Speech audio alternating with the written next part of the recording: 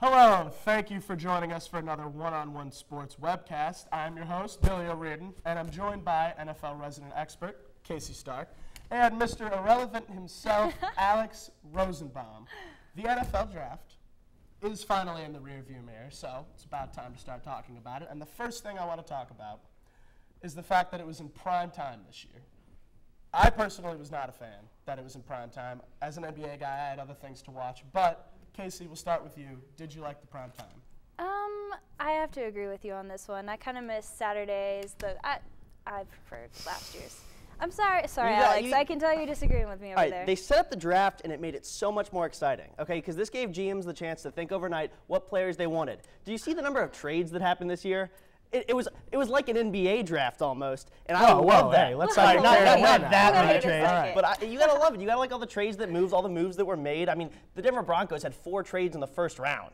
I mean, they had many throughout the draft. Everyone moved to get people they wanted, and it was a great draft. But I mean, 3 full days of draft. Okay, do we really want it? Wasn't enough days of draft. That's a good point, but from a viewer's perspective, it was just really inconvenient schedule.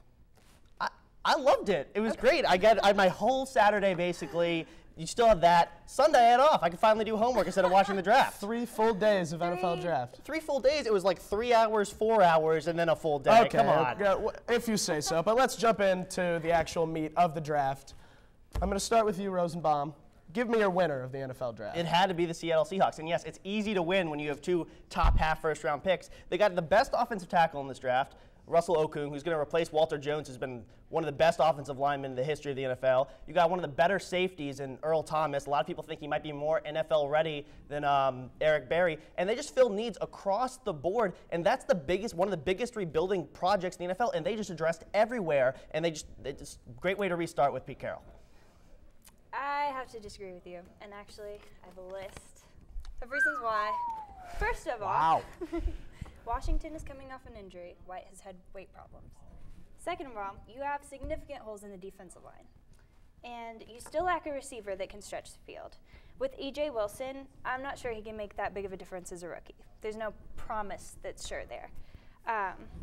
Then you also have a one-dimensional offense, but you don't have a strong enough defense to carry that through. A one-dimensional offense? They trade for 2 running backs. They have one of the better young running backs in Justin Forsett. They trade for Leon Washington and Lindale White, both good guys, complementing kind of guys, a lot like Pete Carroll had at USC. Leon Washington, take out the returning part of it. His numbers are very similar to Reggie Bush. Lindale White's a power back. He was the reason that USC we saw how Reggie Bush has done so far. That's Super Bowl champion.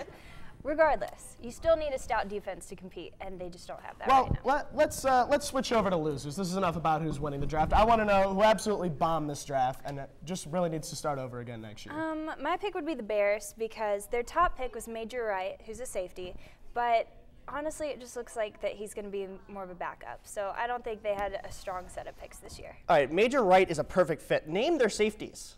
I can't name them. Major Wright, they have a bunch of run-stopping safeties. They've always had that. They've never had a ball-hawking kind of safety. Major Wright did that in a pro-style defense, one of the best defenses in college football, and Florida players usually pan out pretty well. I like him there. My worst draft was clearly the Cleveland Browns. Oh, I don't even know what they were thinking. Joe Hayden that high. Yes, McCoy, great got pick. The quarterback for half the price. Great pick, half the price, but we still don't know if he's going to be good. Holmgren's already said he's not going to start. But I don't know what they were doing. Well, it's a rookie. He is a rookie, but I don't know what they did with all their. It just didn't make sense the entire draft. That's really harsh. But speaking of Colt McCoy, since he is my steal of the draft in the 3rd round, what other steals did we see in this draft, Alex? Clearly, Jimmy Clausen. The Panthers in the 2nd round could not have possibly thought that they were going to get a starting quality quarterback at that pick. He fell there. He's clearly the most NFL ready. Yes, there's some issues with his character, but I mean, he's been through more big pressure. issues. He's been through more pressure than any football player coming out of high school, probably in the history of football. He came out and he was supposed to win a national championship. And you know what he did? He came out and he's a top-tier prospect for the NFL. He had no one around him at Notre Dame. That's a great Golden pick. Tate? One Does person, that count? no defense, awful line. Maybe. We'll see. I'm Casey? going to have to go with Jonathan. No. I'm sorry. With Paris Cox. Okay.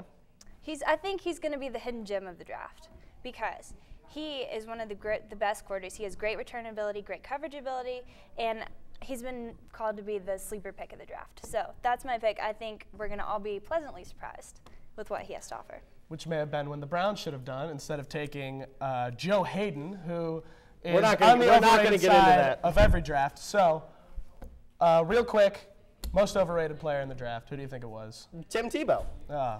Tim Yeah, Tebow. Tim Tebow. You got a guy who, all right, awful motion, never has played even close to a pro-style offense. Weak arm, inaccurate arm. He's not good. That's really mean. Inaccurate Okay, really arm? quick, Yeah. really quick. Who do you have for overrated?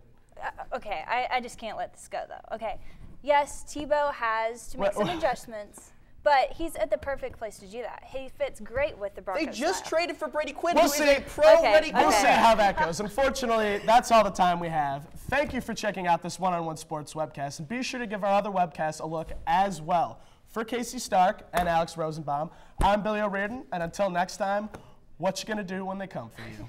Bad boys.